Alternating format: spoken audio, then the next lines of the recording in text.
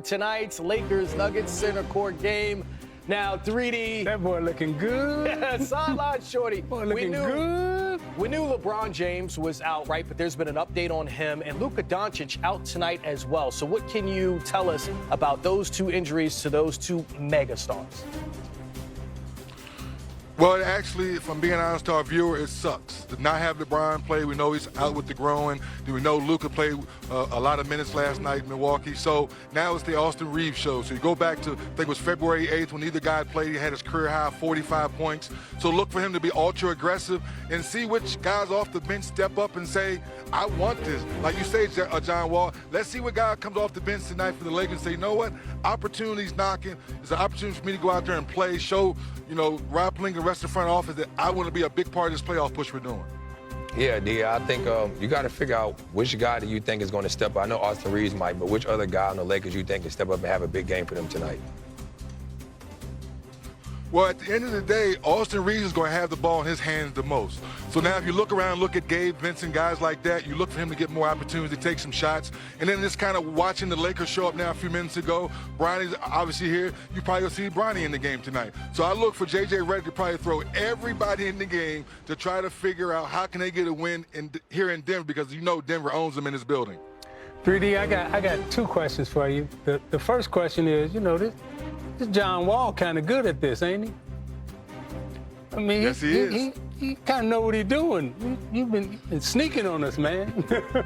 and the second question is, with Denver and the Joker right now, we know the rivalry they have with the Lakers. LeBron and Luka are out. Does Denver come with the attitude, we're going to punish you tonight, or do they let up?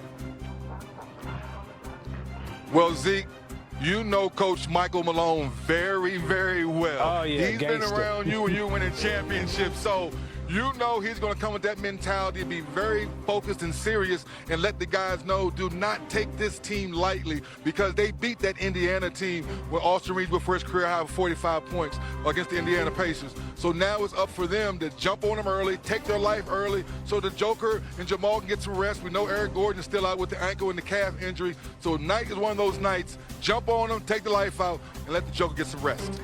3D, we saw you like dancing, before we started. I just want you to know my man still do the Dougie. My man still do the Dougie. Oh, man. You should have seen him in the back. John Wall man. still the Dougie? He broke out young John Wall doing the Dougie.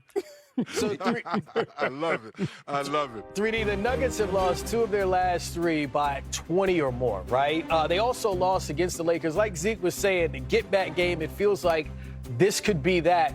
But Aaron Gordon being hurt, how big of a loss has that been for the Nuggets? Because it just seems like when he's not right, the team is not right.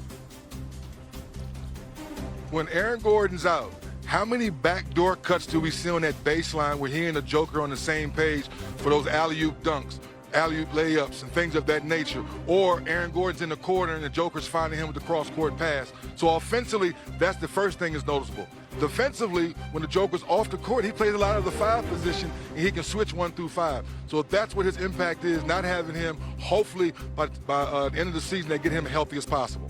Yeah, 3D, you know how we do it. Like, we're doing it to do it for TV. Leave it, my friend. Always good to see you. Be Jay great Wall, on the call. We always leave it, baby. All right, the Lakers' last 6 games, and you see 3 losses in a row. The Lakers 3-3 without LeBron this season, and those 3 losses coming recently. Now Luka Doncic, Zeke out tonight after dropping over 40 last night. What do you make about Luka being out for this matchup against the Nuggets without LeBron as well? Well, clearly they need him. And he not being there, will allow JJ to try to do some other things and try to junk up the game a little bit. But, John said something, earlier when he said, teams now will start positioning for playoff position and playoff opponents. And, you wonder where the Lakers now are looking to say, okay, who's the team that we match up best against? So that's a great point that Zeke brings up, right? Because I look at where the Lakers are now. So before LeBron, injured his groin, right? They were sitting in second place. Now the first round matchup would be the Houston Rockets. Then the second round would theoretically be the Oklahoma City Thunder if they advance as well.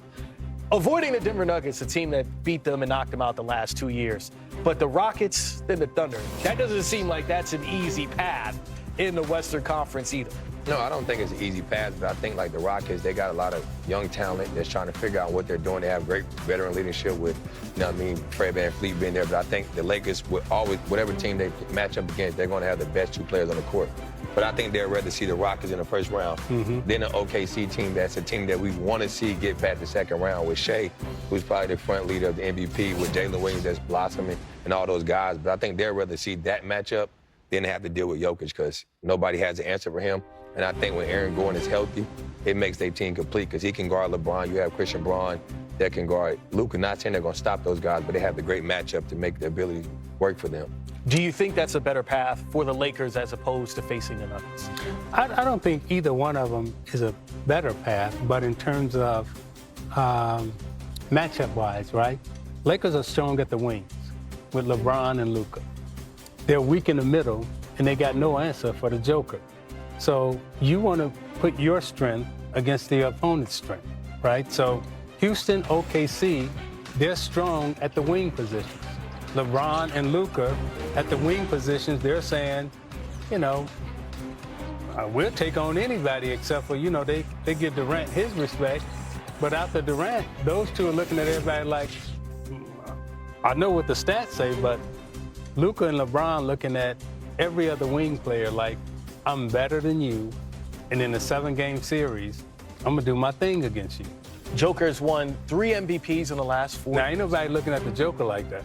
No, So that not even I've close. heard you Ain't talk- nobody looking at the Joker like Since that. 2017, you've been saying that, right? Before he won any MVPs. Do you think that averaging a triple-double this season, and it looks like he's going to average it by the end of the year, right? Like those numbers seem pretty sustained. Do you think he should win the MVP? If the MVP is based on the best player, right?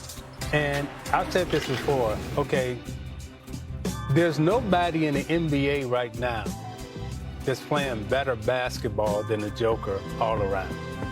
I mean, points, rebounds, assists, he's doing something historically at the center position, right?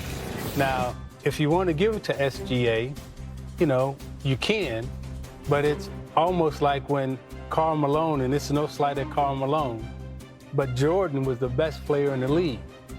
And they just got tired of giving it to Jordan. They was like, okay, we gave it to you last year, we gave it to you, we got to give it to somebody else.